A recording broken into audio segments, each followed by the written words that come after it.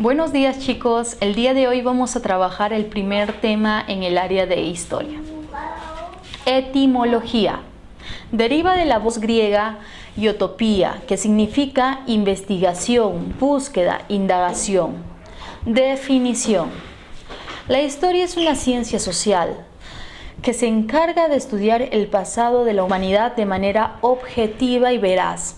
Cabe destacar que el principal protagonista de la historia es el hombre, ¿no? Dada la participación a los hechos más relevantes en la historia. El padre de la historia es Heródoto. ¿Por qué? Porque fue el primero que se dedicó a investigar, a buscar, ¿no? e indagar. Cabe destacar que antes de Heródoto, antes de la cultura griega, únicamente se trataba de explicar las cosas relacionadas a mitos y a hechos fantásticos. Sin embargo, con Heródoto se empezó a dar mayor objetividad a los hechos ocurridos. La obra de Heródoto es los 9 libros de la historia. Características de la historia. La primera característica es que es una ciencia social. ¿Por qué? Porque utiliza métodos de estudio y tiene objetivo de estudio. Cabe destacar también porque estudia de manera sintetizada los hechos donde ubica al hombre dentro de la sociedad. 2. Temporal y espacial. Hace referencia que todo hecho, todo acontecimiento histórico se desarrolla en un espacio y en un tiempo determinado. Selectiva. Cuando se habla de selectiva quiere decir de que la historia únicamente estudia los hechos más relevantes. Sería imposible para el historiador estudiar todos los hechos ocurridos en el proceso histórico de la humanidad. Únicamente toma los hechos más importantes de ella.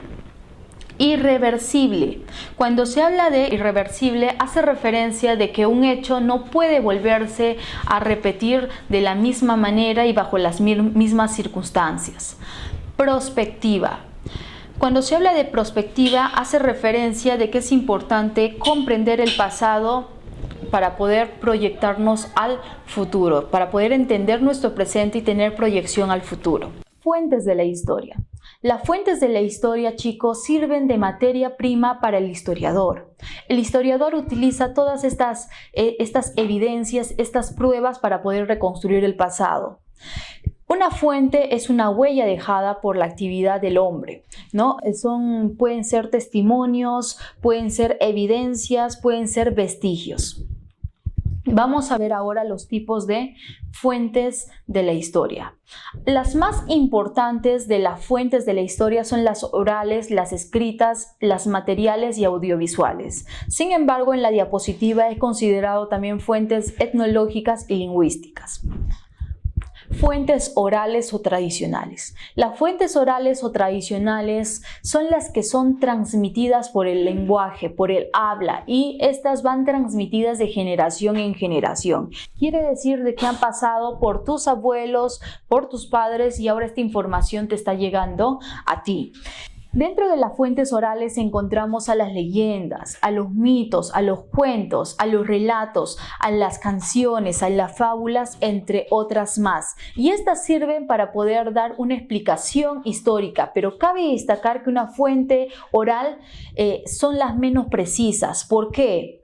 Porque estas se van distorsionando a través del tiempo, la información se tergiversa y el historiador toma la información, pero no es la única fuente que utiliza para poder dar explicación, ¿no?, al hecho que intenta investigar. Fuentes materiales. Las fuentes materiales son las más objetivas. ¿Por qué? Porque estas no cambian a través del tiempo. Y estas sirven ¿para qué? Para poder reconstruir el pasado. Estas fuentes materiales son todas producto de la acción del hombre. Se pueden ver, se pueden percibir por los sentidos. Es por ello que se dice que son tangibles. Dentro de las fuentes materiales encontramos a las fuentes arquitectónicas. En las fuentes arquitectónicas encontramos todo tipo de construcciones, ya sean sitios arqueológicos, templos, cementerios, huacas, etc. Como por ejemplo ustedes pueden observar aquí a Machu Picchu, ¿verdad? Como una construcción elaborada por los incas. Pueden ver también el templo Kotosh. Pueden observar la Huaca del Sol. A ver, en fuentes materiales mobiliarias, aquí vamos a encontrar las cerámicas, vamos a encontrar las herramientas, como por ejemplo las herramientas utilizadas por los incas, las armas, las textilerías. En las mobiliarias encontramos todas las fuentes materiales que se pueden mover, se pueden trasladar de un lugar a otro. Antroposomáticas. En las fuentes antroposomáticas encontramos todas las evidencias físicas dejadas por el ser humano. Es decir, estas pueden ser restos óseos, piel, pueden ser también momias, etc. Como por ejemplo la momia Juanita, ¿no? Escritas y documentales vamos a encontrar, chicos, las fuentes impresas y manuscritas. En fuentes impresas podemos encontrar los libros, podemos encontrar periódicos, ¿no? Y en las fuentes manuscritas podemos encontrar testamentos, podemos encontrar protocolos, actas, ¿no? O de repente también inscripciones en maderas, piedra, papel o metal. Por ejemplo, dentro de estos manuscritos tenemos a la piedra de Rosetta. Esta piedra de Rosetta fue un hallazgo importante durante la expedición en Egipto por franceses. Lo descubrió el señor Francois Champollion. Champollion hizo un gran descubrimiento. ¿Por qué? Porque esta piedra de Rosetta sirve para poder dar explicación al lenguaje jeroglífico de Egipto. Ahora, si hablamos de Egipto, también tenemos que hablar de los papiros, ¿no? Que eran similar a un papel que se utilizaba en aquel entonces para escribir y redactar todos los documentos, ya sea de las artes, la medicina, etc. Más actuales encontramos revistas o periódicos, como por ejemplo el Mercurio Peruano, que es uno de los periódicos más antiguos de nuestro país, o crónicas como el de Guamán Poma de Ayala.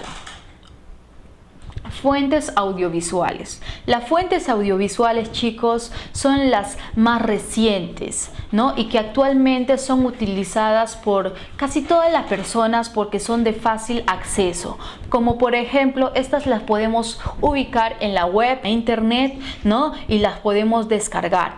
Entre ellas encontramos fotografías, encontramos videos, y en estos videos podemos hallar entrevistas, canciones, documentales, películas en las cuales nos datan eventos históricos también y podrían ayudar a reconstruir la historia, y estas fuentes servirían también para tener una evidencia de lo que conocemos en la actualidad.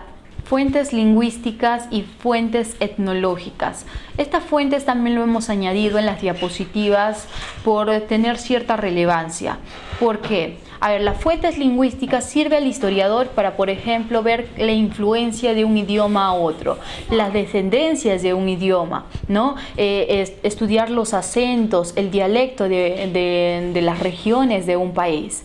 Por ejemplo, las fuentes lingüísticas podrían ayudar a reconstruir de qué manera influenció la llegada de los españoles a nuestro territorio y de qué manera su idioma fue, digámoslo así, implementada en nuestro país. Las fuentes etnológicas. En las fuentes etnológicas encontramos todas las costumbres de los pueblos. Estas costumbres nos permiten conocer a las sociedades, permite conocer su modo de vida, sus tradiciones, el pensamiento de esta sociedad e irlo tomando para ver y reconstruir el pasado también. Como por ejemplo, estas fuentes etnológicas hacen referencia al uso, por ejemplo, de las danzas, ¿no? El significado de una danza o de una tradición como el pago a la tierra, etc. Esto sería todo por hoy, chicos. Nos vemos la próxima clase, chicos, con las ciencias auxiliares, importancia, objetivos de la historia. Cuídense.